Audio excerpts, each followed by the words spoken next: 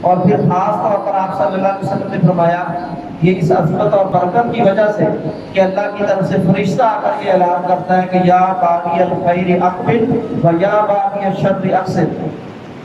وہ کہتا ہے کہ جو بندہ مدتوں سے تلاش کرتا تھا کہ مجھے کوئی وقت ملے کہ جس وقت میں اللہ راضی ہوتا ہے، وہ وقت مجھے مل جائے کہ جب میری دعائیں قبول ہوں، وہ وقت مل جائے کہ میرے عمل کی جزا زیادہ ملے، تو فرشتہ کہتا ہے کہ ساری زندگی اس وقت کے تلاش میں بندے بیٹھے ہو، تلاش کر رہے ہو، اب اٹھو اور اللہ کی طرف آؤ کہ جو خیر کو تلاش کرنے والے فرشتہ کہتا ہے اب بھی جلدی آؤ اللہ کی طرف آؤ اور اللہ سے دعا کرو، یہی وہ وقت ہے۔ اس سے بہتر وقت، رمضان سے بہتر وقت تمہیں کیا ملنے والا جب اللہ سے دعا کرو اور اللہ تمہاری دعا پر آتی نہ کرے۔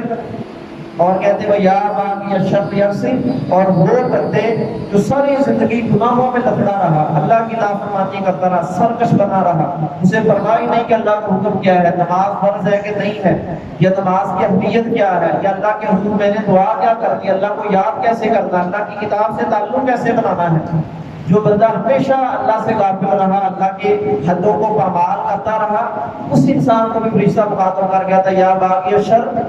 کہ وہ انسان جو ہمیشہ شر اور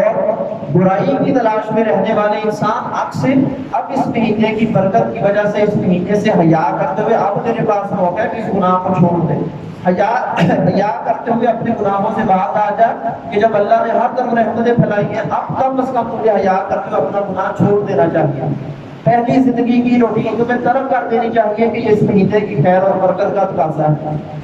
جب دیکھیں ایسے ہی ہوتا ہے نا کہ آپ کوئی گناہ کرتے کہ انسان کام بھی کرتا ہے مسجد میں، تو انسان کہتا ہے بھی یہ گناہ نہ کرو، غلطی نہ کرو، فضولیات میں پکڑ نہ ہو، کہ مسجد میں بیٹھے ہو، اللہ کے گھر میں ہو، آپ بیت اللہ جاتے ہیں، وہاں جا کر انسان ہزاروں غلطیاں گناہ چھوڑ دیتا ہے، اس وجہ سے پھر میں اللہ کے گھر پہ آیا ہوں۔ یہ ایک حیا ہوتی ہے، تقدس اور احترام ہوتا ہے، تو وہی احترام فرشتہ کہہ رہا ہے کہ یہ رمضان المبارک کا ہے، کس قدر برکت والا مہینہ ہے کہ اب تمہیں شرم آنی چاہیے کہ پہلے گناہ کرے ان کو چھوڑ دو، کم از کم اس مہینے کا ہی حیا کر لو، اللہ رب العزت سے حیا کر لو کہ جب اتنی رحمت مل رہی ہے تم وہاں بھی گناہوں کو ہی پالنے پر لگے ہو، گناہوں کو ہی اکٹھا کرنے پر لگے ہوئے ہو۔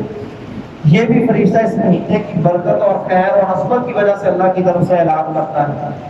جب یہ ساری چیزیں ہم سمجھ لیں گے پھر ہمارے دل میں یہ تقدس اور احترام پیدا ہوگا کہ اتنی عظمت والا مہینہ اللہ تعالیٰ نے اس مہینے کو بنایا ہے